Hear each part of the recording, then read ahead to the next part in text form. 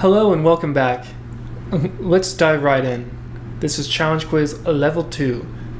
The sum of the ages of Amar, Akbar, and Anthony is 80 years. What was the total of their ages 3 years ago? Assume they are all older than 3 years old. Alright. So let's get started. Let me get my handy dandy pen tool.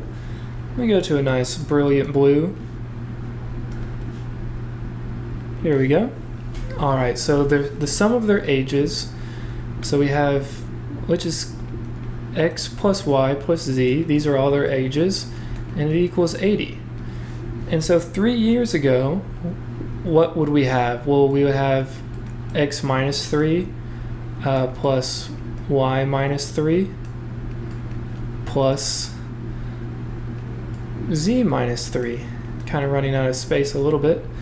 And well, what do we have here? Well, we can see if we move this stuff around, we have our x plus our y plus our z, and then we also have a minus 3, minus 3, minus 3, so minus 9. So our answer here is going to be 80 minus 9, which is going to be 71. So 3 years ago, these guys' total age would be 9 less years. And that makes sense, as 3 times 3 equals 9, so they should be 9 years younger. So our answer here is 71. Awesome. What is the angle in degrees produced between the little hand, the hour's hand, and the big minute's hand when the time is 2:15? So let's look at this clock. Okay, it doesn't get much bigger than it is. So what is this angle here? That's what they're curious about whenever the time is 2:15. Well, there's some things we need to know already, and that is, well, how many degrees are even in a circle? And think about doing a 360. What does that mean? It's to go all the way around. So there's 360 degrees in a circle. Oops. Not 36, but 360 degrees in a circle. All right.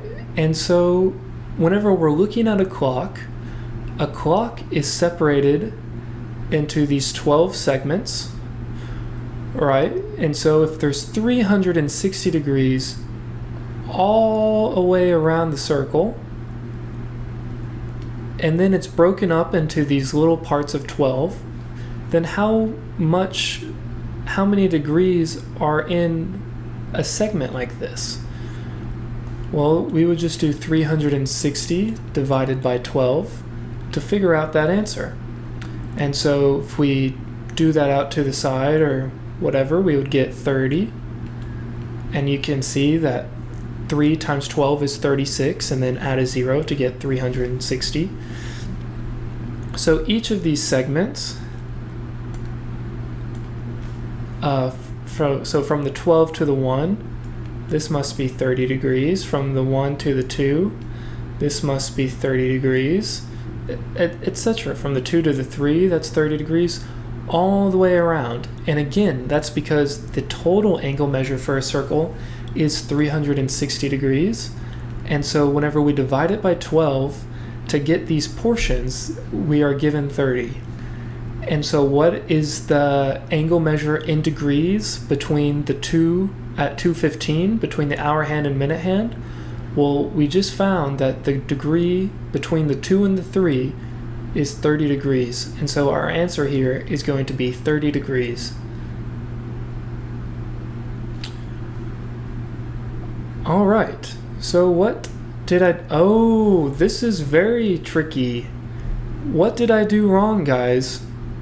It's always okay to get a problem wrong. Don't be frustrated whenever you get it wrong. But whenever you do, pause and think, why? Why is this wrong? Why is this 22 and a half? We were so confident. What happened? So let's clear the board and let's think about it. Well, it's because this hour hand you can kind of draw a straight line. It's not directly at the 2. It's a little bit past it. And why is it a little bit past it? Well, it's because we've already gone forward a little bit. It's only directly at the 2 whenever the minute hand is at the 12. But the minute hand has already gone a quarter of the way. The minute hand has already gone a quarter of the way, and by a quarter is 1/4, right? The 3 is 1/4 of the way around the circle, around the clock. And so that means our hour hand has gone a quarter of the way from the 2 to the 3. Again, our hour hand has gone a quarter of the way from the 2 to the 3. So how can we account for this little bit that's missing? Well, again, we know that between the 2 and the 3 is 30 degrees. So let's go back now to some more white space, clear up our board. We know between the 2 and the 3 is 30 degrees. And if the hour hand has moved a quarter of the way, then it is missing a quarter of the 30 degrees. Well, what is a quarter of 30 degrees? Well, let's divide it by 4. Let's find that out. A quarter of this is 7.5. And so the hour hand has moved down 7.5 degrees. So our answer is not 30. It is 30 minus 7.5, which is equal to 22.5. So that is why 22.5 is our answer. Great problem. It's great to be tricked like this. Be careful whenever you solve problems like this. Whenever you're taking the SAT or standardized testing, they very often trick you. You get the answer of 30, you write it down really fast, you move on, you think it's going to be all piece of cake, but it's not. They get you with something tricky. So be careful. Be careful. Don't make the same mistake I did. All right, that was a good problem. Let's continue on to the next problem. Here we go. Which of the following is equal to the expression above? The square root of 9 to the 16x squared. All right, well, this is something to unpack, is it not? The square root of 9 to the 16x squared. So what? This is tricky. This is tricky. So I know some exponent rules. I know that. Well, let's think about what we know. What is square root of 9? Well, square root of 9 is 3. Okay, what is square root of 9 squared? Well, square root of 9 squared would be 9. The square root and the squared would cancel. Okay, what is square root of 9 to the 4th? Well, this would be 9 squared, as the square root and the 4 would partially cancel, leaving the 9 squared. So what's square root of 9 to the 16? Well, this would be 9 to the 8.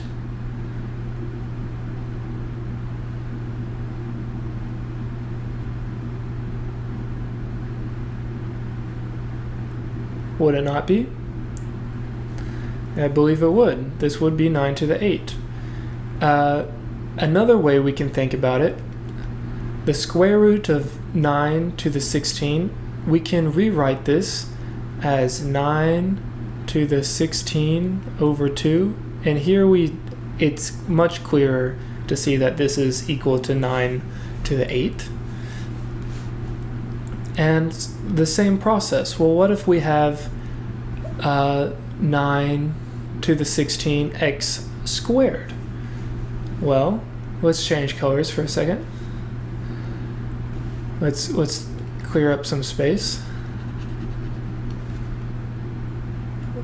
what do we have? We have 9 to the 16 x squared, and then all over 2. And why am I putting this over 2? You might be asking yourself this. It's because square root of 9, or square root of anything, is equal to 9 to the 1/2. The square root and 9 to the 1/2, these are equivalent statements. So I'm putting this over 2 in lieu of the square root symbol, just because for me personally, it's easier to see, and I prefer it this way. And so here we can simplify our 2 and our 16, and we get 9 to the 8x squared. And I'm looking over at our answer choices, and here it is. It's choice D, 9 to the 8x squared. Awesome.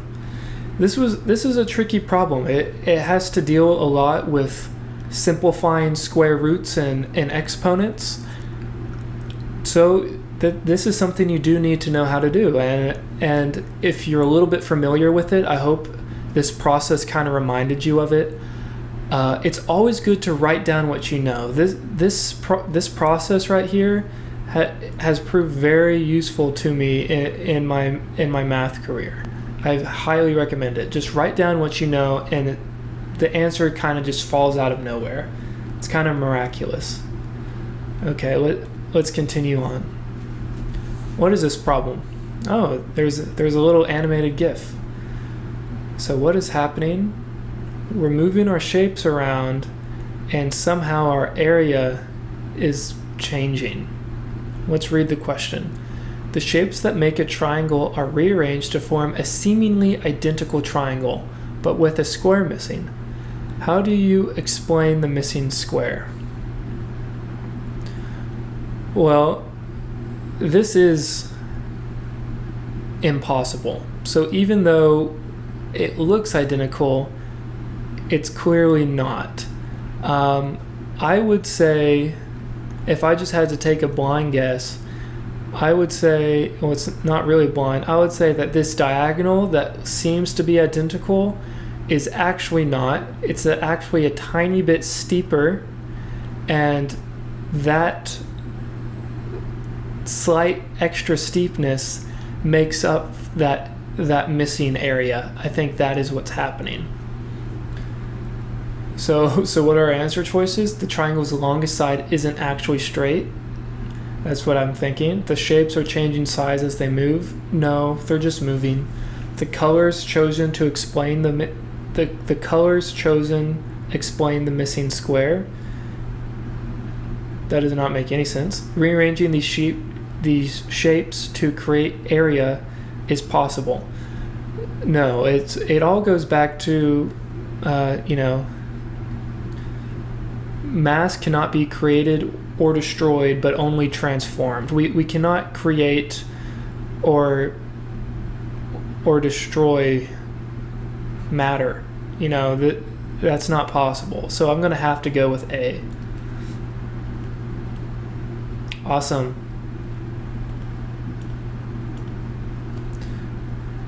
What do we have here? 1 to the 2 to the 3 to the 4 to the 5 to the 6 to the 7 to the 8. So you could spend hours on this problem, but you have to know the trick. And what's the trick? It's our base is 1.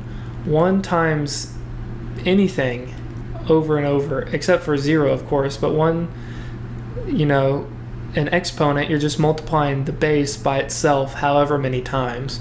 And 1 times 1 times 1 times 1 times 1 times 1 times 1 times 1 is just 1. So our answer here is going to be 1. Let's check it out. There we go.